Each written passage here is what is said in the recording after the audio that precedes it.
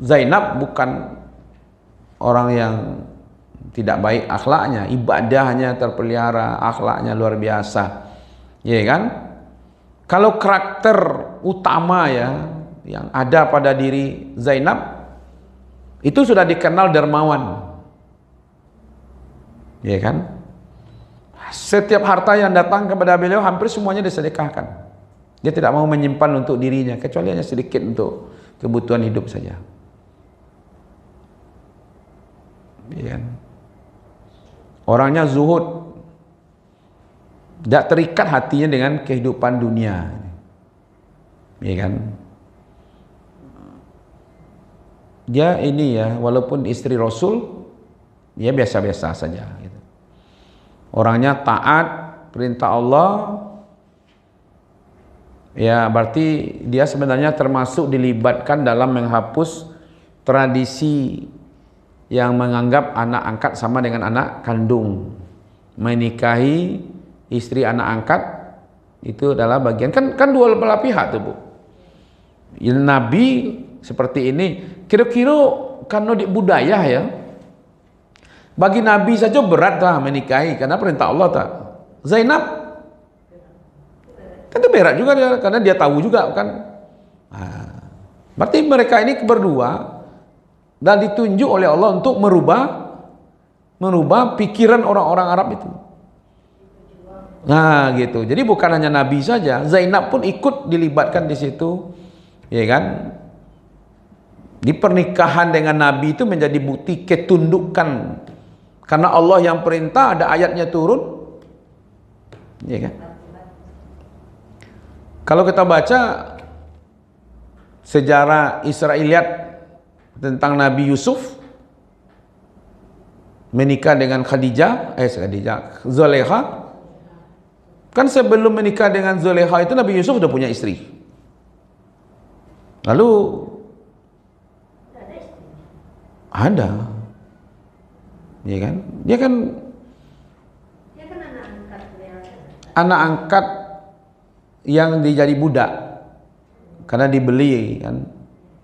Akhirnya dihidup bersama Zulekha sampai dia bujang. Setelah itu enggak, kan terjadilah kekisruhan itu, ya, di penjara sampai 12 tahun di penjara. Kemudian baru keluar dari penjara itu kan Zulekha lah tua tuh, ya kan? Saudara, itu kalau kisah-kisahnya di dalam Al-Quran tidak diceritakan semua, tapi ada kisah-kisah di luar itu, namanya Israiliyat, ya kan? Ketika sudah tua itu, kalau Israiliyatnya, Zulekha itu lama luo lah habis, kecantikannya itu lah habis, hartonya lah habis, yang dalam pikirannya itu hanya Yusuf. Jadi berkorbannya jo harato, berkorbannya jo keadaan dirinya sendiri, sampailah suaminya gubernur Mesir itu meninggal, ya kan? Lalu dia terlontar-lontar lah nasibnya, ya kan, Zulekha ini. Kemudian Nabi Yusuf itu sudah menjadi gubernur karena mentakwilkan mimpi Fir'aun, ya, presiden lah kalau kemarin itu kan. Mimpinya kan ada muncul 7 ekor sapi yang gemuk dari Sungai Nil, lalu dimakan oleh sapi yang kurus. Kemudian besoknya mimpi lagi gandum, 7 tangkai gandum yang subur dikalahkan oleh gandum 7 yang sudah kering, dan itu tidak ada yang bisa menakwilkan mimpi itu apa. Lalu Nabi Yusuf ini masih dalam penjara, lalu ada menakwilkan mimpi, ya kan, sesama di penjara itu. Nah, satu mimpinya yang satu orang ini akan bebas dan diangkat dan dia bekerja di istana, tapi yang satu ini keluar dari sini 3 hari ke depan itu digantung dan badannya dimakan oleh burung. Ternyata memang terjadi kedua-duanya itu. Nah, yang selamat tadi kalau yang bercerita bahwa ada budak, ada tahanan di penjara itu yang bisa menakwilkan mimpi. Nah gitu. Maka Nabi Yusuf itu dikeluarkan dari penjara. Nah, itulah takwilnya mimpi Nabi Yusuf itu, dengan akan ada masa 7 tahun masa subur, hujan dan segala macamnya Mesir ini akan subur. Nanti 7 tahun berikutnya itu akan terjadi masa kekeringan. Nah, lalu dikeluarkanlah Nabi Yusuf dari penjara. Ternyata Nabi Yusuf nggak mau. Saya tidak mau keluar dari penjara ini kecuali dibersihkan dulu namanya. Tolong minta Fir'aun. Nah, Fir'aun kalau ganti mah Bu. Di Fir'aunnya pada masa Nabi Yusuf dimasukkan penjara dengan Fir'aun yang dikeluarkan. Karena apa? Karena meninggal kan. Anaknya yang jadi presiden kita. Tentu dia tidak tahu kisah ini ternyata. Dia minta tolong dibersihkan dulu. Memang aneh ya. Baru 1 kali ini terjadi, kata Fir'aun muda ini. Orang dikeluarkan, dibebaskan, lalu minta ya dibersihkan. Sudahlah dibebaskan, minta dibersihkan. Memang ada apa? Lalu dia berpesan tolong dikelirkan dulu perempuan-perempuan. Nah, dia undanglah perempuan-perempuan termasuk Zulaiha. Ya kan? Nah, suaminya di situ. Suaminya mengatakan saya tahu apa yang terjadi gitu. Nah, tapi Nabi Yusuf kan memberikan maaf semuanya. Nah, sampai dah tua itu dia bermimpi. Nabi Yusuf itu bermimpi melihat seorang wanita yang tapi tidak tahu wajahnya siapa, udah tua. Nah, itulah Zulaiha. Jadi Zulaiha itu sudah tua dan buta, ya kan? Karena dia seperti Nabi Yakub kehilangan Yusuf. Ya kan? Yakub kan sampai buta. Ya kan?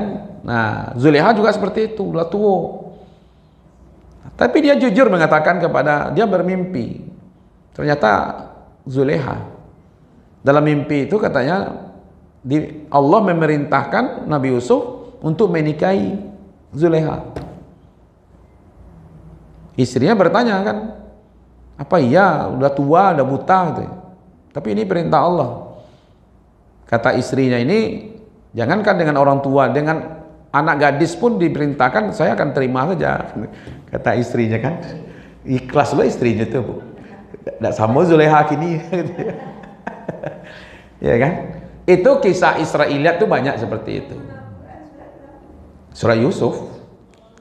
Surah Yusuf tuh ceritanya mulai dari bermimpi 7 bintang dan segala macam itu. Jadi kalau nanti ikuti kisahnya Yusuf itu, di dalam surah Yusuf itu seperti drama Bu. Ya kan? Kayak nah, itu kan di kisah Israiliyat. Ya katakan begitu gitu. Akhirnya dengan mukjizatnya yang buta itu disembuhkan, yang tua itu dibalikan muda. Gitu. Kalau dulu guru-guru kami cerita begini, poin pentingnya begini Bu.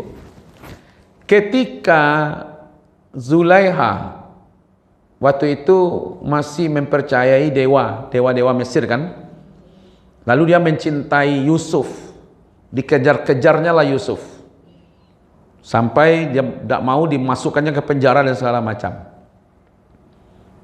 Tapi akhirnya dia beriman kepada Tuhannya Yusuf. Setelah dia beriman, dia nggak ngerjain Yusuf lagi. Nah itu dulu guru-guru kami cerita tuh. Dia mencari cintanya Allah. Jadi dia kejar cintanya, dia rubahnya cintanya kepada Yusuf itu dengan cintanya kepada Allah. Lalu karena cintanya kepada Allah, Allah lah yang menjodohkannya dengan Yusuf. Jadi ketika dia mengejar-ngejar Yusuf, tidak dapat. Ketika dia mengejar cintanya Allah, Allah yang menjodohkan dengan Yusuf. Makanya itulah tadi Nabi Yusuf ini bermimpi dan diperintah oleh Allah untuk menikahi Zulaiha.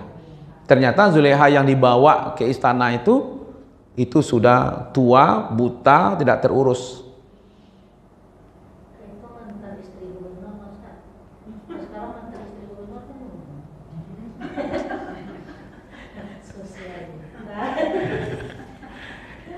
Dia kan menghabiskan itu ya, pada masa 7 tahun itu, 7 tahun itu masa banyak yang menyebabkan yang kaya jatuh miskin, Ya kan, yang tidak ikut kepada Nabi Yusuf, karena Nabi Yusuf itu diberitahu langsung oleh Allah cara mengawetkan gandum sampai awet 7 tahun. Yang tidak ada ilmunya dengan orang lain. Jadi kalau ada yang tidak patuh kepada Nabi Yusuf, karena begini Bu, ini memang menarik ya. Menarik itu begini, cara Allah menanamkan keyakinan itu. Jadi Allah punya cara sendiri. Kan ada juga yang pembangkang, yang tidak percaya. Apalagi yang penyembah-penyembah dewa-dewa yang ada di Mesir itu kan. Mereka ngapa pula kita ikut Nabi Yusuf itu gitu. Ya kan? Kita bisa juga menyimpan gandum. Akhirnya banyak gandum-gandum itu tidak sampai 1 tahun udah busuk. Ya kan? Nah, seperti itu. Jadi Nabi Yusuf ini ditunjuki oleh Allah langsung takwil mimpi dan cara mengamalkannya. Maka itu Fir'aun percaya kepada dia. Itu maka jadi gubernur, jadi menteri keuangan, pengelola lumbung tadi itu. Didibuatlah kayak lumbung, kalau tiba dewa rangkiang gitu ya. Rangkiang kok sebanyak-banyaknya, jadi nanti di Bali itu, woi asik itu. Jadi panen-panen selama 7 tahun tuh dibeli oleh, kan balabi itu. Ibu punya panen gini kok, yang untuk kebutuhan sekian, yang lebihnya jual. Nyo Bali. Kalau tak ada piti negara ko, ibu ambil tanah ko. Nah, besok hasilnya bagi. Jadi tanah-tanah pemerintah ko diagih ke masyarakat supaya orang menanam gandum selama 7 tahun itu. Nah, lebih dari makan mereka lalu diberikan kepada pemerintah, disimpanlah di rangkiang tadi itu. Iya kan? Kayak silo apa namanya itu. Akhirnya nanti tentu orang khawatir kan.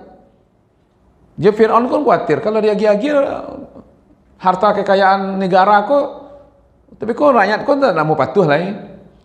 Ya kan? Kata Yusuf, nanti akan ada saatnya. Tentunya kini nyo makan habis tahun kini kan, besoknya kan aja habis lo dan menyimpan negara. Besok mulai 1 tahun masih ada stok.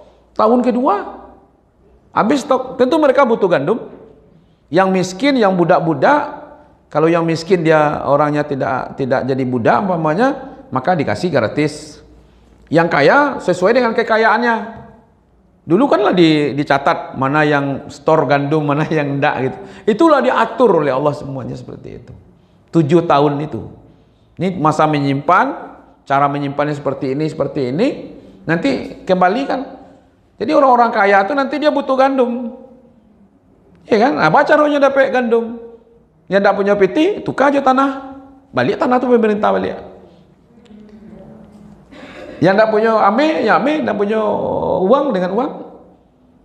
Ya kan? Nah, jadi caranya nanti akhirnya mereka kembalikan lagi. Ya kan? Begitu kalah tanah tadi balik ke gandum gitu. Tapi kan mereka tidak kelaparan.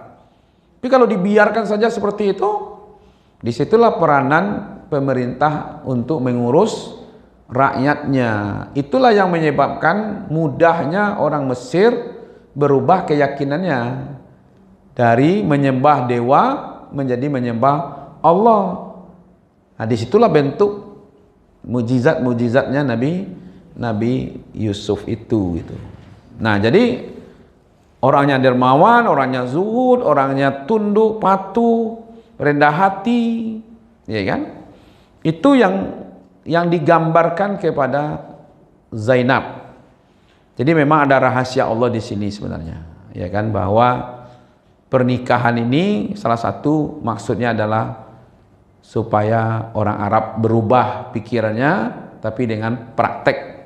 Jadi pelajaran ini ibu-ibu, ya kan, tidak hanya dengan ilmu, tapi juga ada di situ praktek langsung dari Rasulullah.